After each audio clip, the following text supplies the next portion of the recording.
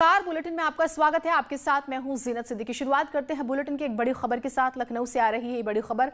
भ्रष्टाचार के खिलाफ सीएम योगी ने बड़ा एक्शन लिया है। मंडी परिषद की बोर्ड बैठक में भ्रष्ट अधिकारियों पर सीएम योगी का चाबुक चला। अब मंडी परिषद के 6 अधिकारियों के खिलाफ कार्रवाई होगी। गोपाल शंकर, हरिराम, नरेंद्र कुमार मलिक, राम नरेश सोनकर, अशोक कुमार और अतर सिंह के खिलाफ कार्रवाई होगी। गोपाल शंकर के खिलाफ डिमोशन और अनुशासनात्मक कार्रवाई होगी। हरिराम, राम नरेश सोनकर और अशोक कुमार के खिलाफ निलंबन के आदेश हैं। नरेंद्र मलिक और अतर सिंह के खिलाफ अनुशासनिक कार्रवाई के आदेश दिए गए हैं। प्रशांत हमारे साथ, हमारे सहयोगी जुड़े हुए हैं। प्रशांत, ये पूरी खबर बताइएगा। निश्चित रूप से जीनत, बता दें जिस तरीके से मुख्यमंत्री योगी आदित्यनाथ ने भ्रष्टाचार के खिलाफ जीरो टॉलरेंस नीति रखी, उसी पर कड़ा रुख इख्तियार करते हुए उनके द्वारा ये कार्रवाई की गई है। मंडी परिषद की 159 जो उनकी बोर्ड बैठक थी उसमें ये निर्णय लिया गया है। इसमें गोपाल शंकर को डिमोट किया गया है, उनके खिलाफ अनुशासनिक कार्रवाई के भी आदेश दिए गए हैं। उनके प्रमोशन को गलत रूप से किया गया था। वहीं हरिराम, नरेंद्र कुमार और राम नरेश सोनकर, इन लोगों के खिलाफ जो है निलंबन की कार्रवाई की संस्तुति की गई है और साथ ही साथ एफआईआर दर्ज कराने का आदेश भी निदेशक को दिया गया है। वहीं नरेंद्र मलिक और अतर सिंह के खिलाफ अनुशासनात्मक कार्रवाई है।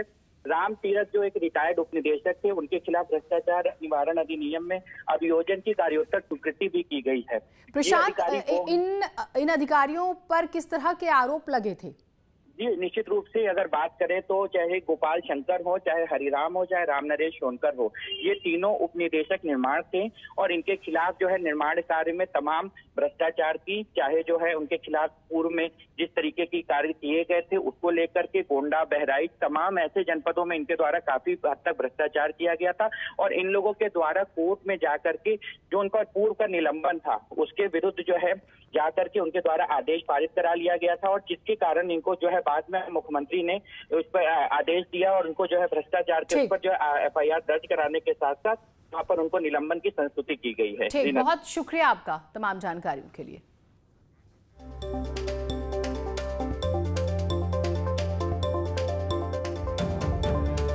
और इसी बीच लखनऊ से बड़ी खबर आ रही है। पीएफआई सदस्यों से पूछताछ में खुलासा हुआ है। केरल से जो गिरफ्तार हुए थे बदरुद्दीन, उसने खुलासा किया यूपी में फदाइन हमले की योजना थी। 12 शहरों में युवाओं को ट्रेनिंग दी गई। धर्म विशेष के युवाओं को ये ट्रेनिंग देता था।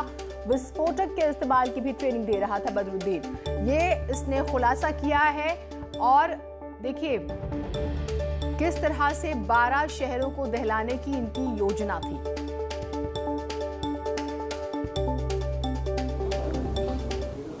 के पास से भारी मात्रा में एक्सप्लोसिव,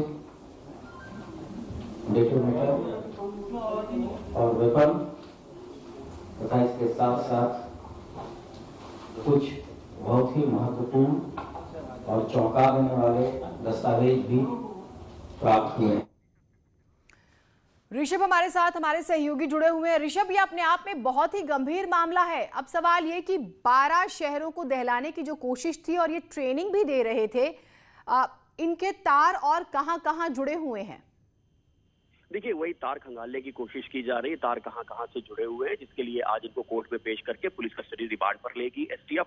साथ ही जो केंद्रीय एजेंसियां हैं वो भी पूछताछ में शामिल होंगी। जो हमें जानकारी मिल रही है उसके मुताबिक एनआईए, आईबी सभी इनसे पूछताछ करेंगी और ये ब्यौरा जुटाएंगे किस किस शहर में गए थे, जो 12 शहर हैं, और वहां किन किन लोगों से जुड़े हुए थे। पीएफआई ने अपना नेशनल लेवल पे एक हिट स्क्वाड तैयार कर लिया था, जिसको मोटे शब्दों में फिदाइन दस्ता भी कहा जा सकता है। ये इस स्क्वाड के लोगों को तैयार करने की ही जिम्मेदारी अंसद बदरुद्दीन और फिरोज खान को थी। पहले उसका ब्रेन वॉश किया जाता था इन वर्ग विशेष के युवकों का, फिर उनको ये इसलिए भड़काया जाता था, तैयार किया जाता था देश के खिलाफ जंग छेड़ने के लिए। इसके साथ ही हिंसक गतिविधियों की ट्रेनिंग दी जाती थी, जिसमें विस्फोटक बनाने से लेकर के विस्फोटक को प्लांट करने और विस्फोट करने जैसी ट्रेनिंग भी शामिल है। अब इन्होंने मौका कल का चुना था, वसंत पंचमी का, जब हिंदूवादी संगठन अलग अलग कार्यक्रम करते हैं, वहां पर इनको विस्फोट करने थे। वो घटना तो बचा ली गई है, लेकिन आज पीएफआई का स्थापना दिवस है। इसको लेकर भी पूरे उत्तर प्रदेश में अलर्ट है, पूरे देश में भी इस अलर्ट को आगे कर दिया गया है कि पीएफआई संगठन से जुड़े हुए कुछ लोग जो हिंसक गतिविधियों में हैं वो किसी वारदात को अंजाम भी दे सकते हैं। ऋषभ, एक बार इस बदरुद्दीन के बारे में बताइएगा, क्योंकि ये ट्रेनर माना जा रहा है। फदाइन हमले जैसी जब ये योजना बना रहे हैं तो इसकी हिस्ट्री क्या है? देखिए, अभी तो ये बताया गया है कि केरल का रहने वाला है, ये कराटे में ब्लैक बेल्ट है, तो तमाम इस जो फिजिकल एक्टिविटी होती है उसकी ट्रेनिंग दे रहा था। इसके साथ ही कुछ अन्य संगठनों से भी इसके तार जुड़े हो सकते हैं। एक बार इसको केंद्रीय एक सेंट्रल एजेंसी ने भी इसको हिरासत में लिया था, इससे पूछताछ की गई थी, तब से ही ये रडार पे था। ये बात सामने आई है कि इसकी ये खुद भी अच्छा खासा जानकार है एक्सप्लोसिव का इस्तेमाल करने का, उनको ब्लास्ट करने का, और अपनी वही ट्रेनिंग ये वर्ग विशेष के जो लोग हैं उनका जो हिट स्क्वाड उसने बनाया है, जो पीएफआई से जुड़े हुए हैं, उनको उसी ट्रेनिंग को ये पास ऑन कर रहा था। तो केरल, तमिलनाडु, आंध्र प्रदेश, तेलंगाना के बाद उत्तर प्रदेश की तरफ इन लोगों ने तेजी से विस्तार किया है। 2019 में जब सीए एनआरसी के खिलाफ हिंसा हुई थी उत्तर प्रदेश के 21 शहरों में, तब भी पीएफआई का नाम सामने आया था। उसके उत्तर प्रदेश के संगठन से जुड़े हुए जो लोग गिरफ्तार भी हुए थे, जो कि लखनऊ, गोंडा, बहराइच के रहने वाले थे। उसके बाद से लगातार ईडी समेत तमाम एजेंसीज हैं जो पीएफआई। ठीक ऋषभ, तो अपडेट्स आपसे लेते रहेंगे। अभी और खुलासे होंगे इसके और कौन से साथी शामिल हैं और आगे भी क्या किसी इस तरह की घटना को अंजाम देने की प्लानिंग कर रही होगी। इस बार तो एक्सपोज हो गए हैं। बड़ी खबर नोएडा से आ रही है। नोएडा में सेक्स रैकेट का भंडाफोड़ हुआ है। एस्कॉर्ट सर्विस की आड़ में देह व्यापार गैंग की मास्टरमाइंड समेत 5 लोग गिरफ्तार हुए हैं। ग्राहकों से लूटपाट का भी खुलासा हुआ है। कार भी बरामद हुई है, लूटी हुई कैश भी। गैंग की सरगना जो है वो आसाम की रहने वाली है, जो कि गिरफ्त में। सेक्स रैकेट का भंडाफोड़ हुआ है।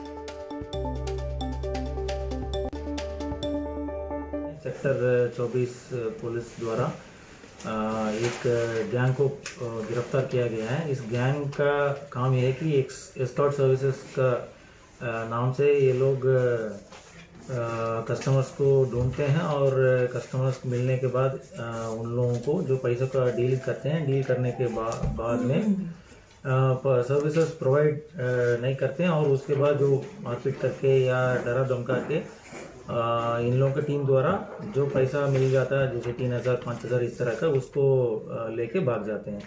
इस तरह का ये घटना नोएडा जोन में पहले 3-4 हो चुकी थी, जिसको लेके हम लोग लगातार टीम बनाकर हम लोग जो नंबर्स का एनालिसिस भी कर रहे थे और सफलता मिल गई है हमारा सेक्टर 24 पुलिस टीम को।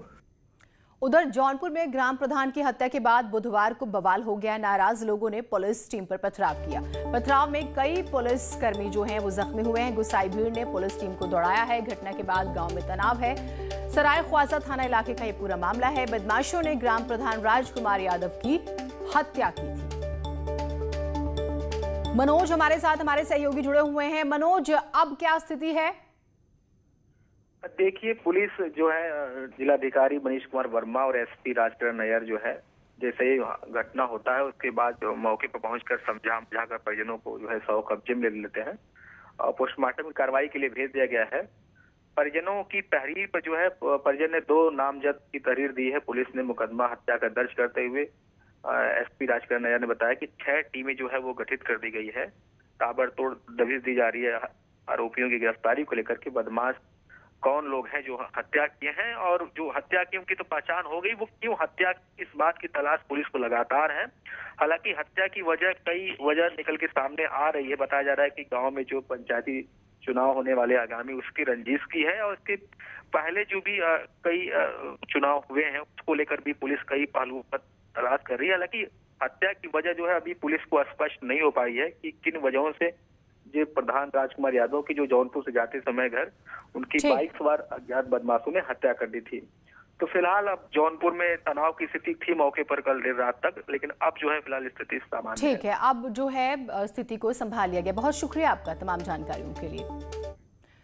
और आगरा से पुलिस की जाबाजी का वीडियो सामने आया। पुलिस कर्मियों ने फायरिंग करने वाले को दौड़ा कर पकड़ा है। बदमाश से हथियार भी बरामद हुआ। जमीनी विवाद में ये फायरिंग की गई थी। फतेहपुर सीकरी इलाके का ये मामला है। हाईवे पर पुलिस ने बदमाश को दबोच लिया है। तस्वीरें भी सामने आई है। भागने की कोशिश कर रहा था लेकिन पकड़ा गया। और ये एक्सक्लूसिव वीडियो आप न्यूज़ 18 की स्क्रीन पर देख पा रहे हैं। ये बदमाश भागने की कोशिश करता है लेकिन इसे पुलिस पकड़ लेती है। जमीन का विवाद था जिसमें इसने फायरिंग की थी।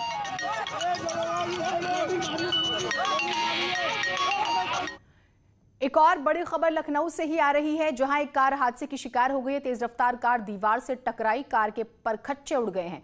कार में फंसे लोगों को बाहर निकाला गया। हादसे में एक युवक की मौत भी हो गई। 2 लोग जो हैं वो काफी गंभीर है।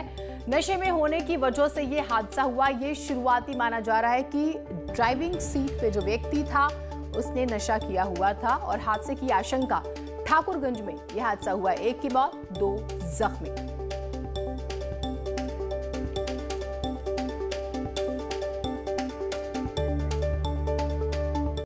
ब्रेक के बाद स्वागत है आप सभी का। गोरखपुर में नर्सिंग कॉलेज की छात्राओं के शपथ ग्रहण समारोह के बाद सीएम रामघाट और राजघाट पहुंचे। यहां पहुंचकर मुख्यमंत्री ने सबसे पहले बोट में सवारी की। उसके बाद राप्ती नदी के किनारे बने 3 घाटों का लोकार्पण किया।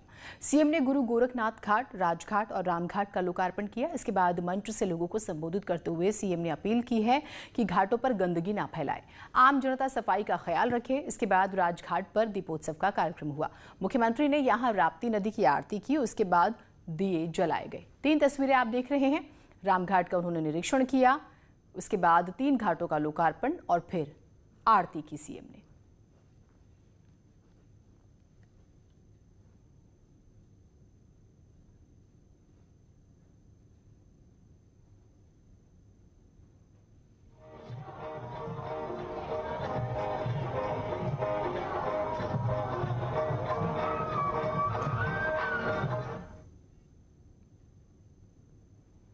आज से 2 वर्ष पहले तक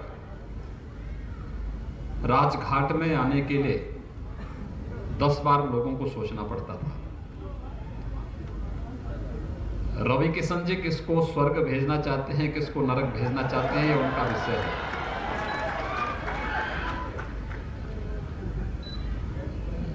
लेकिन जीवन की सच्चाई भी है कि जिसने जन्म लिया है उसकी मृत्यु भी सुनिश्चित है और हर एक व्यक्ति की मृत्यु पर ससम्मान अंतिम संस्कार की कार्रवाई संपन्न हो, साफ सुथरी जगह पर हो। इसके लिए राजघाट पहले से जाना जाता था।